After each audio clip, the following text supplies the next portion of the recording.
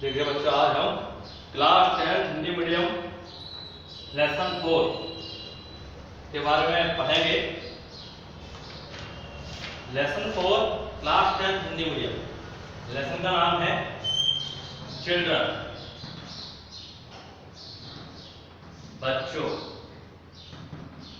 ये लिखा हुआ है, राइटर है इसके, पोएट है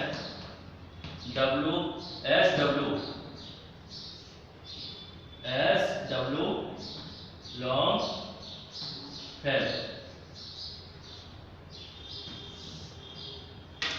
देखिए, ये जो पाठ जो है वो बच्चों के बारे में बताता है कि the present poem is about children. यह है जो कविता है वो बच्चों के बारे में बताती है। The poet says that children spread Joy and relieve us from anxiety of life. कवि कहते हैं, इसमें कवि ने कहा है कि बच्चे जो हैं उत्साह, उमंग और जोश फैलाते हैं, जे जीवन की सभी चिंताओं से हमें मुक्त करते हैं। Their careless happy looks are more valuable than the wisdom of books. उनकी बेफिक्र जो मुस्कान है, जो खुशी है, वो किताबों में जो ज्ञान है उस ज्ञान से कहीं ऊपर है, कहीं ज्यादा मूल्यवान है। He compares them to the sweetest song. वो है कौन? कवि। उनकी तुलना, उनकी किसकी? उन बच्चों की तुलना मधुरतम गीतों से या मधुर गीतों से करता है। To him they are living poems, everything else is lifeless. वो कहता है कि बच्चे जो हैं वो जीवंत कविता है, सजीव चित्रण है। बाकी सारी चीज जो वस्तु निर्जीव है, निर्जन है, बेकार है। कवि ने बच्चों के बारे में बताया है और कि come to me O ye children, for I hear you at your play, and the question that perplexed me have vanished quite away. ओ बच्चों, मैं तुम्हें जब खेलते हुए सुनता हूं या देखता हूं तो मेरे मन में जितने भी प्रश्न हैं, जितने भी उलझन हैं, वो सभी गायब हो जाते हैं जब मैं तुम्हें खेलते हुए सुनता हूं या देखता हूं। ये opens our distant window that looks toward the sun, where thought are singing swallow and the brooks of morning sun.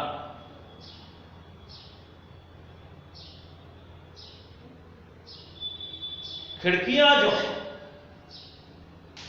वो पूर्व दिशा की ओर खुलती हैं, जहां से सूर्य निकलता है, जहां से सूर्य निकलता है और छोटी नदियां बहती हैं। In your hearts and the birds and sunshine, तुम्हारे हृदय में सूर्य की रोशनी और पक्षी विद्यमान है। In your thoughts the brooks flow, तुम्हारे विचार एक बहती हुई नदी की तरह। But in my mind, in the wind of autumn and the first fall of the snow, मेरे हृदय में पतझड़ का मौसम है या जो ऑटम सीजन है वो है, और बर्फ का गिरना है। कम टू मी ओ चिल्ड्रन, आओ मेरे बच्चे, आओ मेरे पास। And whisper in your my ear, और मेरे कान में कुछ फुसफुसा के, कुछ चुपचाप से कहो। What the birds and the winds are singing in your sunny atmosphere, सूर्य की रोशनी के वातावरण में पक्षी और वायु क्या For what are all the contrivings and the wisdom of our books when compared with your careness and the gladness of your looks? जब मैं तुम्हारी बेफिक्र मुस्कान की जो तुलना है, तो जब करता हूं किताबों से, तो किताबों का ज्ञान कम पड़ जाता है। तुम्हें देखकर मुझे प्रशंसा उत्पन्न हो जाती है, मेरे शरीर में प्रशंसा उत्पन्न हो जाती है। You are better than all the birds that ever were sung or said, for ye are living poems and all the rest are dead. तुम जो हो सभी कहानी कविताओं से ऊपर हो। तुम कौन? बच्चे। जो गीत तुम्हारे द्वारा गाए गए, वहां की तुम में सजीव चित्रण है, तुम जीवित चित्रण हो, जीवित कविताएं तुम्हारे अंदर विद्यमान है। बाकी सभी चीज जो है, बची हुई चीज जो वस्तु जो है, वो निर्जन है, बेकार है। तो ये पाठ के अंदर जो मैंने आपको बताया, ये पाठ चिल्ड्रन पाठ, इसके बारे में मैंने आपको यहाँ पे समझाया। इससे प्रश्न मैंने आपको पहले भी कहा था किस बात से पूछे जाते हैं। जैसे मैंने आपसे कहा, कभी कभी क्या राइमिंग वर्ड पूछ लिया जाता है। राइमिंग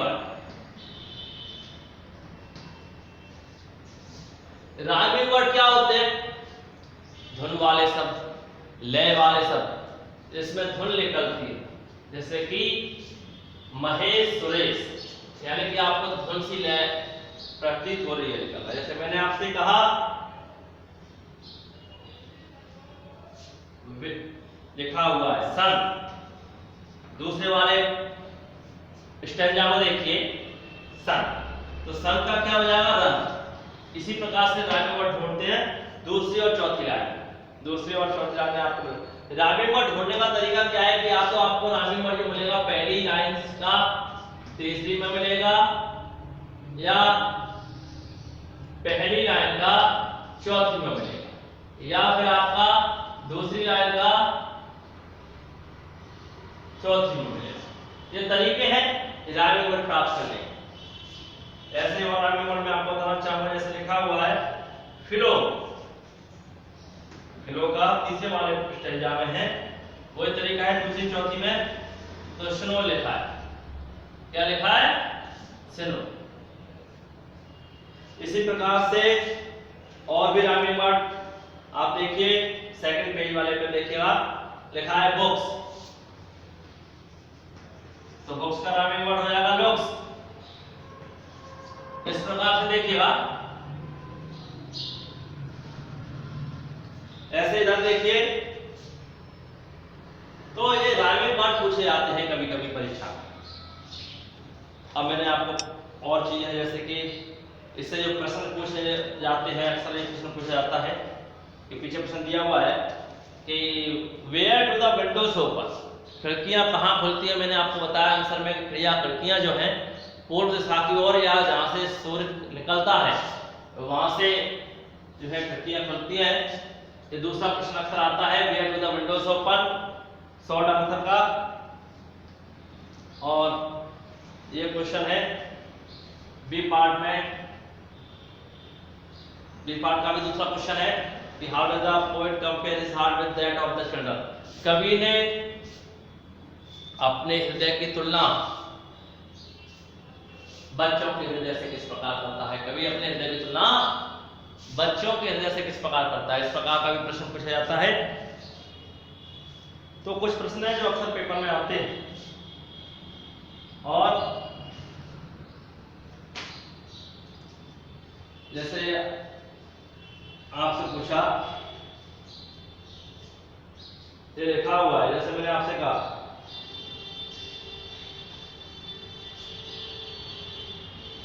कभी कभी एंटोनिम्स पूछ लेते हैं, एंटोनिम्स या सिनोनिम्स, एंटोनिम या सिनोनिम, सिनोनिम जो आपका है विलोम शब्द या विपरीतार्थी शब्द। इसमें सिनोनिम होता है पर्यायवाची या समानार्थी शब्द। तो ये प्रश्न भी पूछे जाते हैं। अब जैसे मैंने आपसे कहा कोई भी चीज दे दी, जैसे मैंने आपको क्वेश्चन दिया, आपको तो लिखा हुआ है, जैसे एक वर्ड दिया मैंने आपको वेनिस दे दिया, और क्या दे दिया, वेनिस। अब वेनिस जो वर्ड दिया हुआ है इसका मतलब होता है गायब हो जाना। तो मैंने सारा सिनोनिम्स पूछा आपसे, क्या पूछा, सिनोनिम्स। मैंने आपका पूछा से सिनोनिम्स पूछ लिया, यानी कि पर्यायवाची शब्द पूछा। आपको पता होना चाहिए, मैंने पहले आपको बताया था कि वेनिस जो इसमें 4 पंक्तियों में देखिए इनमें लिखा है क्या, लिखा है तो इसका आंसर बाहर से दिया जाएगा, नहीं लिखा है तो उसके अंदर से दिया जाएगा। वेनिस इसमें लिख के आया है तो उसका आंसर आपको बाहर से ही देना है। आपको पता होना चाहिए वेनिस मतलब गायब हो जाना, तो उसको अपन आंसर लिखना चाहो तो लिख सकते हो, डिसअपीयर भी कर सकते हो, डिसअपीयर, है ना। तो डिसअपीयर वाले भी वही चीज होती है अक्सर, या फिर इनविजिबल भी कर सकते हो।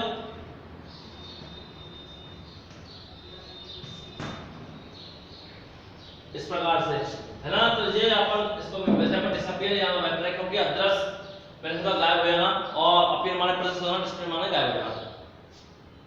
अब देखिए कभी कभी क्या होता है, अब ये तो हो गया आपका सिनोनिम्स। एंटोनिम्स के बारे में बात करें, एंटोनिम्स जैसे मैंने किसी का एंटोनिम्स आपसे पूछा है, ये दिया मैंने आपको लिखकर, ओपन दे दिया। पहले तो ध्यान रखिए ओपन इसमें लिखा है क्या, सेकंड वाले में ओपन लिखा हुआ है, इसका आपको बताना है एंटोनिम, मतलब विलोम शब्द। अब विलोम शब्द के बारे में बात करें तो इसमें ओपन लिखा है तो ओपन मतलब होता है खोलना, तो उल्टा बताना है तो इसके कई अर्थ हो सकते हैं। आप चाहो तो क्लोज लिख सकते हो, क्लोज, या इसको शट भी लिख सकते हो, है ना। ये सारी चीजें लिख लीजिए।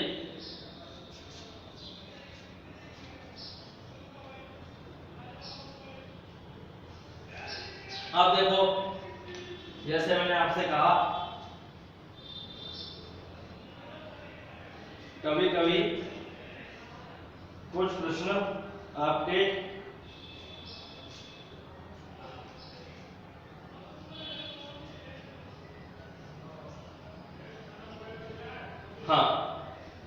डिग्री के रूप में पूछ लिया जाता है। किसके रूप में, डिग्री के रूप में। तो डिग्री अपन बात करेंगे तो लिखा हुआ है डिग्री।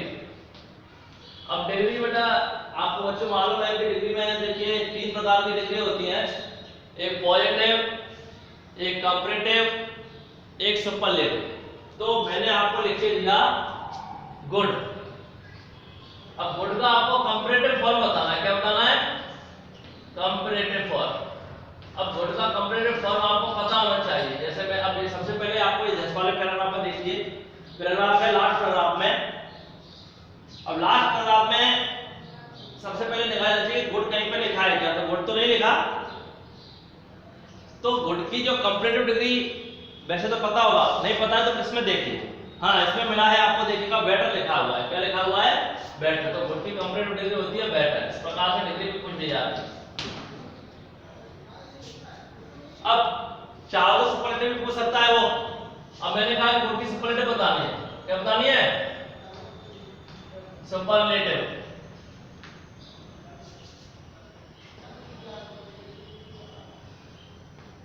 सुपरलेटिव और सुपरलेटिव डिग्री आपको पता होना चाहिए कि बेस्ट होती है। क्या होती है, बेस्ट। इस प्रकार से भी डिग्री पूछ ली जाती है।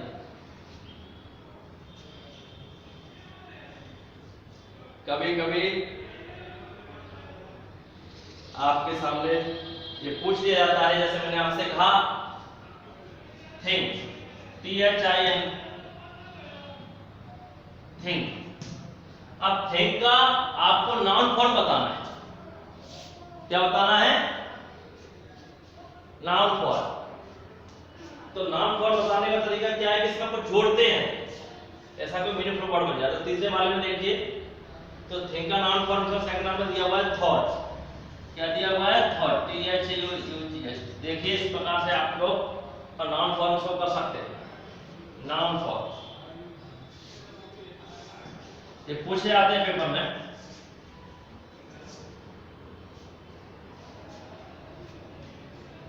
अब देखिए, अब पैसिव केस के बारे में अपन लोग बात करें कि ये तो पता है कि देखिए सब्जेक्ट, पैसिव केस और ऑब्जेक्टिव तीन होते हैं, जैसे आई एम, मी।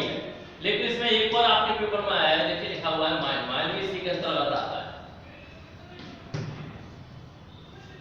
वही चीज बताइए, दो पैसिव केस, माइन माने भी पैसिव केस होता है, माइन माने भी पैसिव केस, इसमें दिया हुआ है। और ये देखिए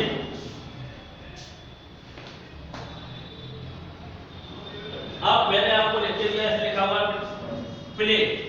अब प्ले आपको पता है ये मेन वर्ब है, क्या है ये मेन वर्ब। अपन को बताना है इसका नाउन फॉर्म, क्या बताना है नाउन फॉर्म बताना है।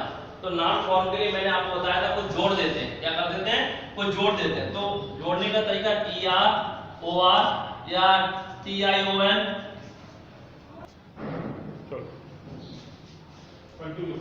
देखिए प्ले, प्ले अपनी मेन वर्ब है तो उसको नाउन फॉर्म बताना है। तो नाउन फॉर्म कैसे बनाएंगे, देखो E R O R T I O N M E N T, इस प्रकार से जोड़ने के तरीके होते हैं।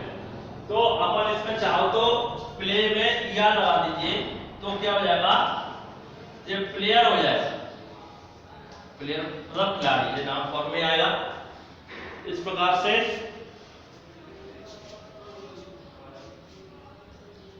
अब थोड़ा सा तो साफ कर देते हैं, उसके बाद उनका बात करें।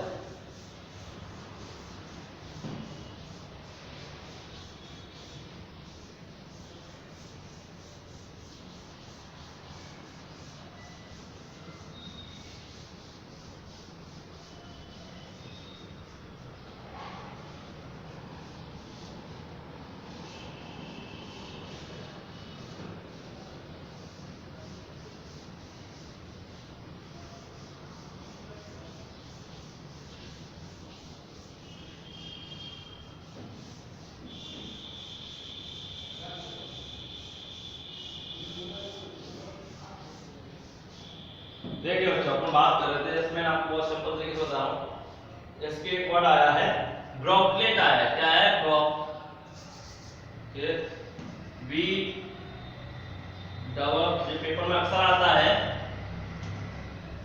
ये लिखा हुआ है ब्रोकलेट। ब्रोकलेट का मीन्स पता होना चाहिए कि ब्रोकलेट मतलब होता है कि छोटी नदी से होता है, इससे होता है छोटी नदी।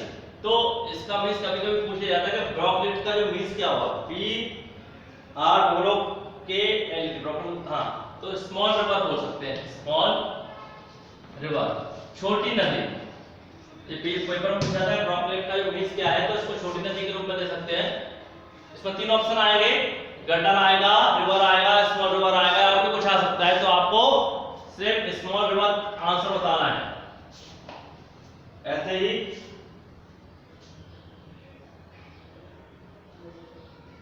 हाँ एक बार और कभी कभी पूछा जाता है, इसमें आपसे का फॉल, तो फॉल का पूछा जाएगा एंटोम्स, क्या पूछा जाएगा इसका, तो ये सेम मीनिंग हो गया, क्या है ये सेम मीनिंग है,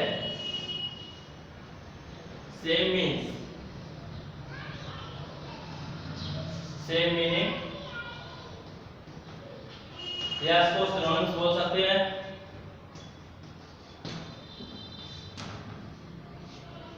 या अदर मीन्स।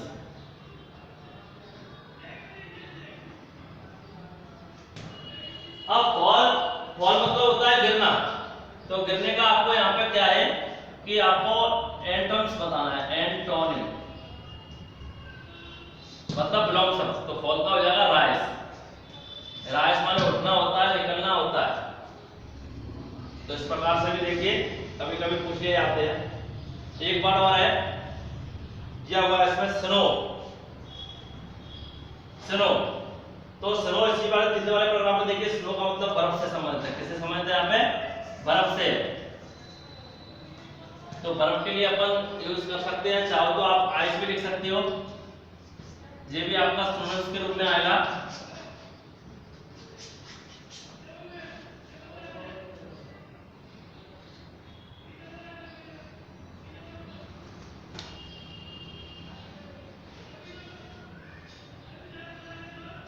आप देखेंगे इधर थोड़ा सा आया है,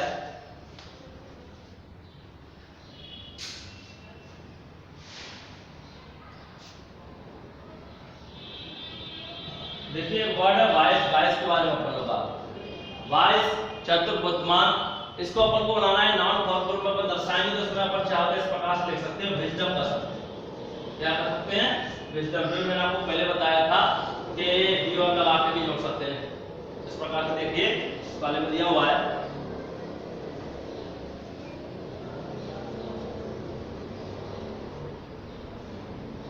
अब देखो बहुत सारी चीजें मैंने इसमें आपको बताई हैं। इस प्रकार से पेपर में कई प्रकार से प्रश्न पूछे जाते हैं कि कैसे आपको सॉल्व करना होता है। वो चीज मैंने आपको यहाँ बताने की कोशिश की है। तो तब देखिए सिंपल का सिंपल जैसे देखिए मैंने आपको कहा चाय। अब बच्चे क्या करते हैं, चाय का प्लूरल बताना हो, प्लूरल बहुवचन। तो कुछ का बच्चे करें इसमें ऐसा लगा देंगे, पर नहीं, इसको अपन ऐसा लगाते हुए इसको अपन ऐसे भी कर सकते हैं। कुछ इसमें ऐसा लगा देंगे तो ये भी गलत है।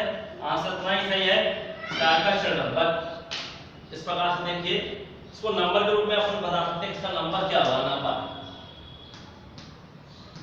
तो ये सारी चीजें देख लीजिए। नंबर मतलब होता है वचन।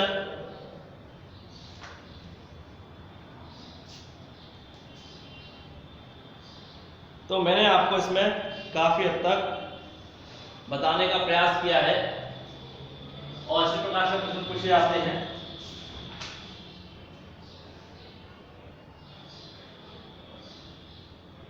तो ये सारी चीजें आप लोग देख लीजिए। कभी कभी एक वर्ड और है जैसे कि क्या है, ग्लैड। अब ग्लैड की क्षमता होती है उससे होती है, इसका स्लंस देखा जाएगा तो आपका हैप्पी भी हो जाएगा। स्लंस के बारे में बात